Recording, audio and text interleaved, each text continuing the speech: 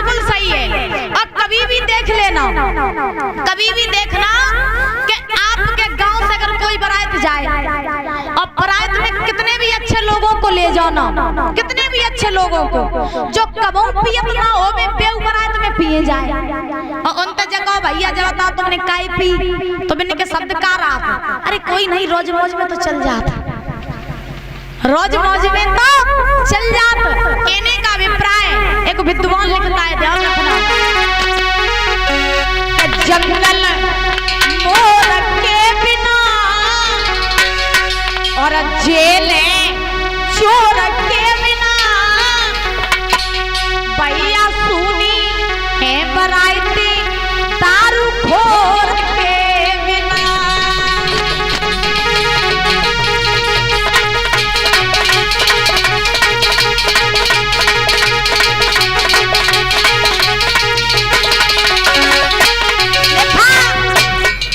जंगल में जो मोर ना हो मोर तो जंगल अच्छो नहीं लगा, और जेल में जो चोर ना हो तो जेल शोभा नहीं दे, और बारात में दारू खोर ना हो तो बारात शोभा नहीं दे।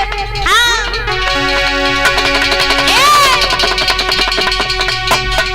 जंगल मोर के बिना जेल चोर के बिना भैया सुनी है बराती दारू खोर के बिना।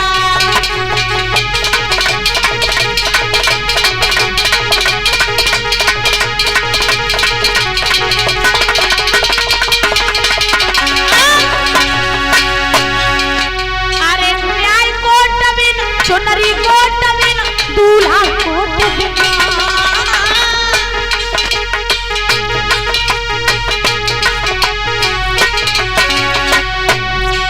अरे न्याय कोट बिन चुनरी कोट बिन दूल्हा कोट बिन, सास बहू के पची न भोजन भैया, एक सास बहू के पची न भोजन, जंगल जंगल मोर के बिना जेल चोर के बिना भैया सुनी है बराती दारू खोर के बिना।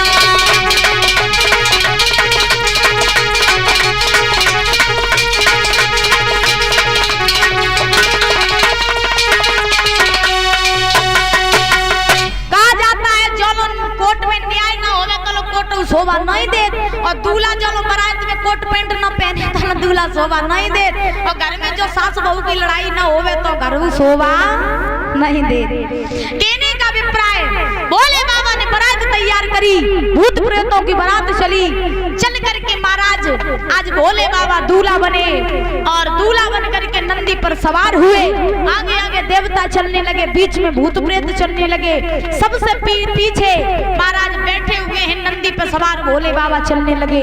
बारात आगे बढ़ी और हिमाचलपुरी के लिए बारात जा रही है। कैसे जा रही है? अरे धीरे धीरे धीरे धीरे और जा रही है भोले की बरतिया, धीरे धीरे धीरे धीरे जा रही है भोले की बरतिया।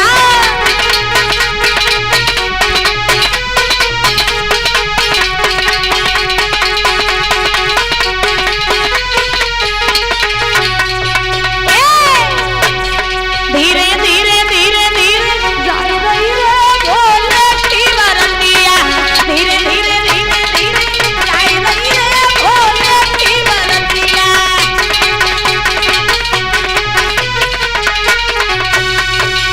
भोले बाबा की बारात चली, चल करके हिमाचल नगरी में जो बारात पहुंची तो कहा जाता है जब गांव में गौ बिटिया की बारात आत तो सबसे पहले बारात देखने काजे गांव के छोटे छोटे बच्चे भागते।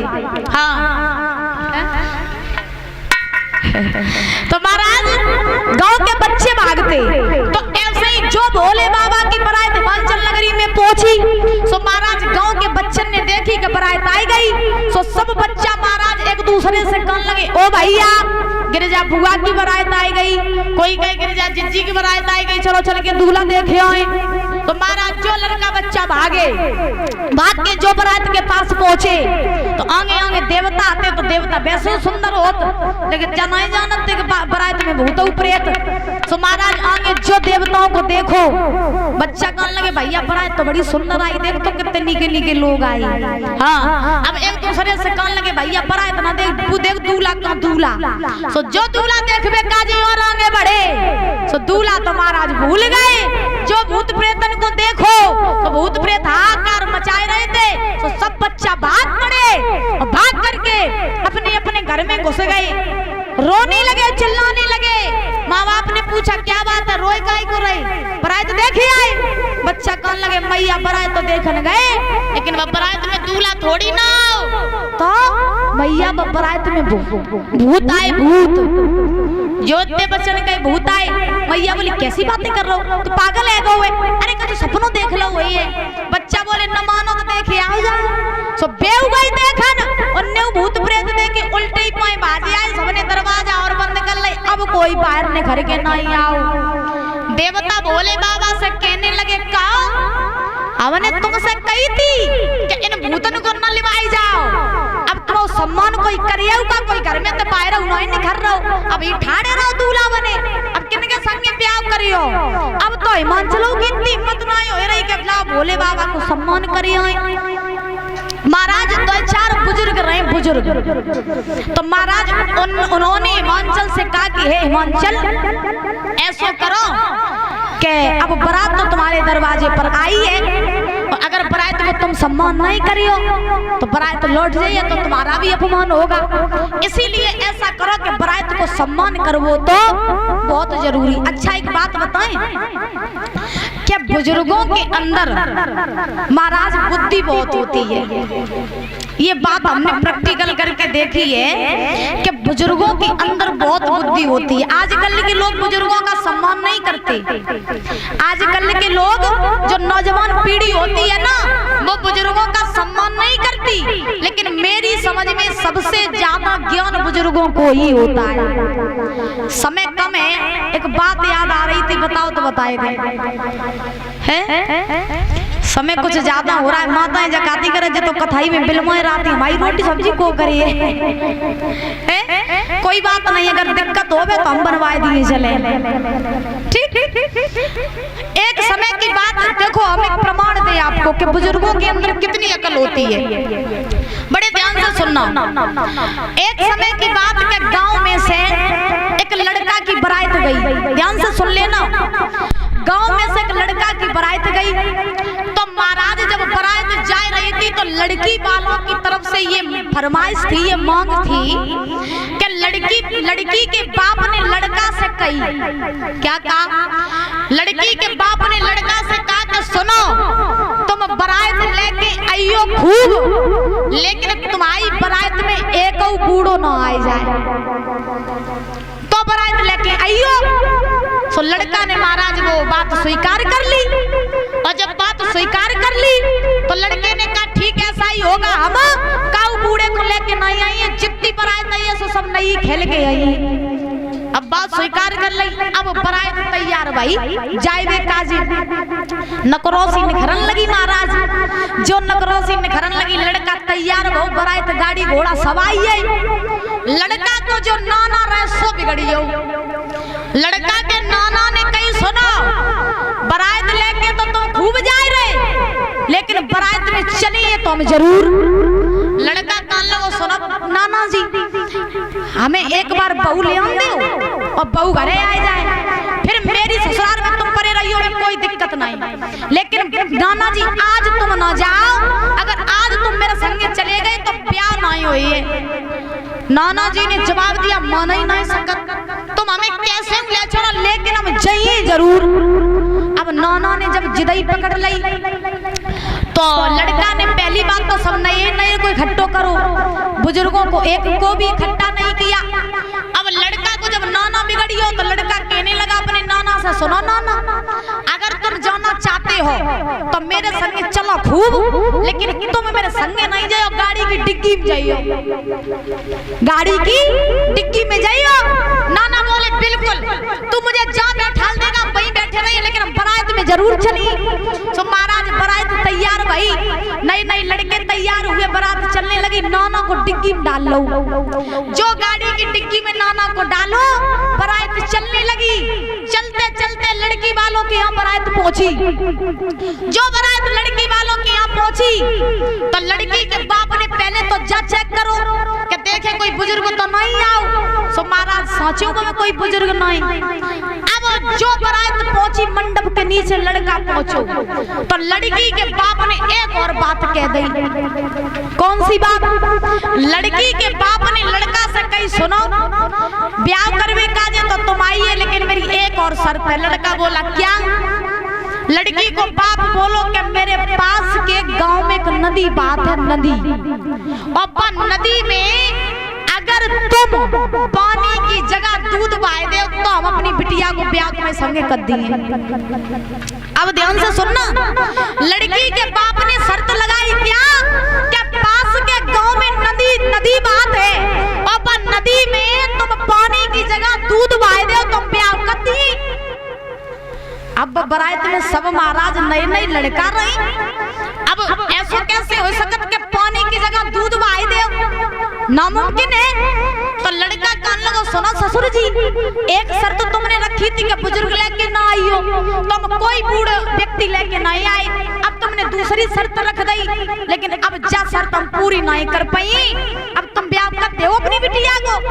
लड़की का बाप बोला ऐसे नहीं, पहले नदी में पानी की जगह दूध बहा तब हम अपनी बेटी का विवाह करेंगे।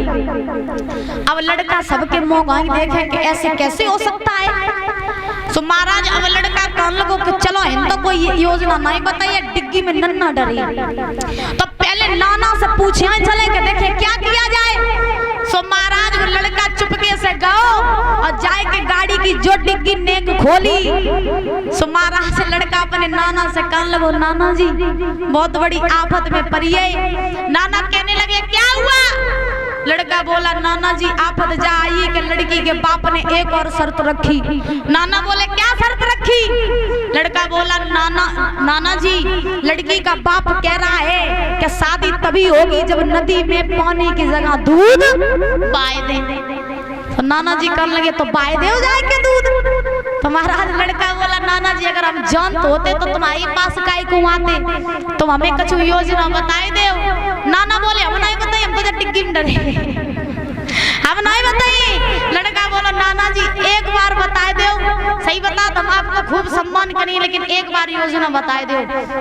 नाना ने जवाब दिया सुनो, अगर लड़की का बाप ये कह रहा है कि नदी में पानी की जगह दूध तुम बहाओ तो तुम जाओ और जाए के लड़की के बाप से कह दो कि सुनो तुम पूरी नदी पानी से खाली करवा दो, हम दूध की नदी बहा देंगे। पानी खाली करवा दो, दूध की नदी हम बहा देंगे। तो महाराज लड़का पहुंचियो ससुर के पास जवाब दिया है ससुर जी क्या कह रहे हो? क्या हम पानी की जगह दूध बहा दे? सुनो तुम पूरी नदी खाली करवा दो, दूध बहाने के लिए हम तैयार हैं। ससुर जी समझ गए कि बारात में कोई ना कोई बुजुर्ग जरूर आया है। कहने का अभिप्राय कि जहाँ बुजुर्ग नहीं होंगे वहाँ काम भी नहीं होगा। आज बुजुर्गों ने हिमाचल से कहा कि हे हिमाचल भोले बाबा का सम्मान करो। हिमाचल आगे बढ़ करके भोले बाबा का सम्मान किया। सम्मान करने के बाद में भोले बाबा मंडप पे आए। आने के बाद में बारोठी हुई।